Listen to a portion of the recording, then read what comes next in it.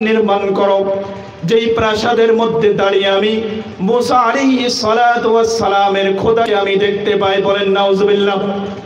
এই চর্মচোখ দিয়ে মানুষ আল্লাহ রাব্বুল আলামিনকে দেখতে পারবে? কথা বলেন, পারবে? এই সুযোগ আল্লাহ রাব্বুল আলামিন দেন নাই। অথচ ফিরাউন বলল, হিংসা অহংকার বশত বলল যে মুসার ইলাহকে আমি দেখতে চাই।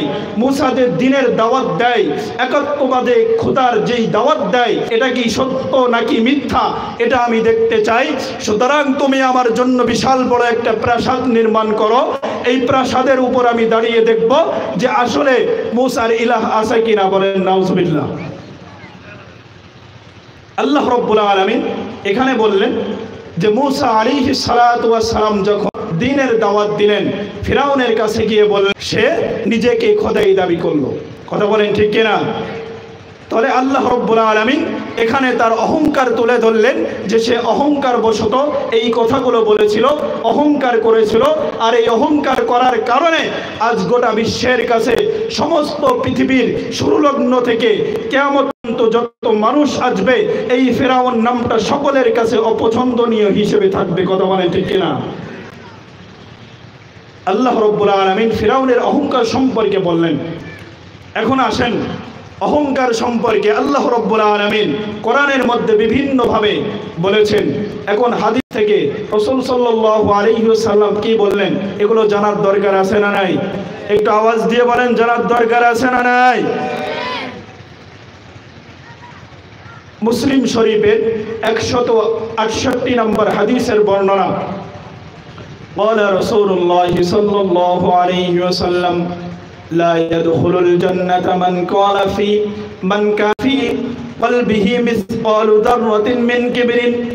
আল্লাহর নবী, বিশ্ব নবী জনাবে মুহাম্মদুর রাসূলুল্লাহ সকলে বলেন সাল্লাল্লাহু আলাইহি ওয়াসাল্লাম হাদিসের মধ্যে বলেন, যার দিলের মধ্যে জাররা পরিমাণ, অনু পরিমাণ কিবির থাকবে, অহংকার থাকবে, আল্লাহ রাব্বুল আলামিনের হাবিব বলেন ওই ব্যক্তি জান্নাতে প্রবেশ করবে না। বলেন নাউজুবিল্লাহ।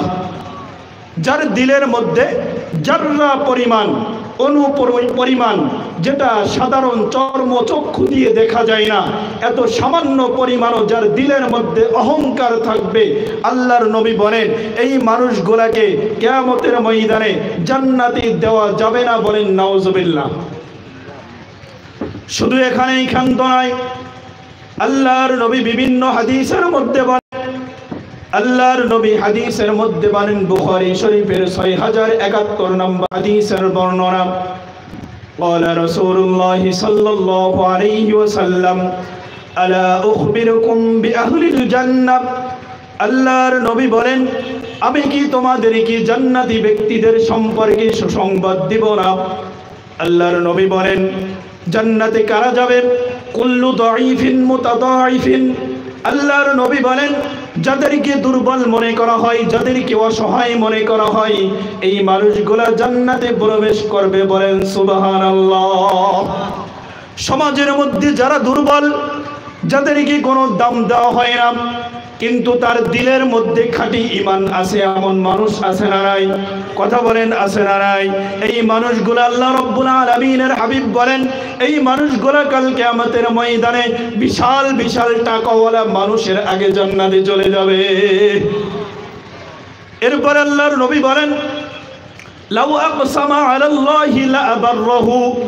আল্লাহর নবী বলেন এই দুর্বল মানুষরা যখন আল্লাহর নামে কোনো কসম করে, এই কসমগুলো পূরণ করে দেন স্বয়ং আল্লাহ রাব্বুল আলামিন। বলেন সুবহানাল্লাহ। শুধু এখানেই ক্ষান্ত নয়, আল্লাহর নবী বলেন, আলা উখবিরুকুম বিআহলিন নার। তোমাদের কি জাহান্নামের অধিবাসীদের সম্পর্কে দুঃসংবাদ দিব না? কোন মানুষ কারা জাহান্নামে যাবে? আল্লাহর নবী বলেন, কুল্লু উতুল্লিন জাওয়াদিন মুস্তাকবিরিন।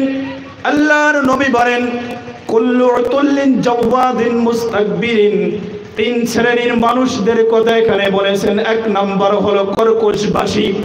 এক নাম্বার কি? একটু জোরে বলেন, আওয়াজ দিয়ে বলেন, কর্কশবাসী।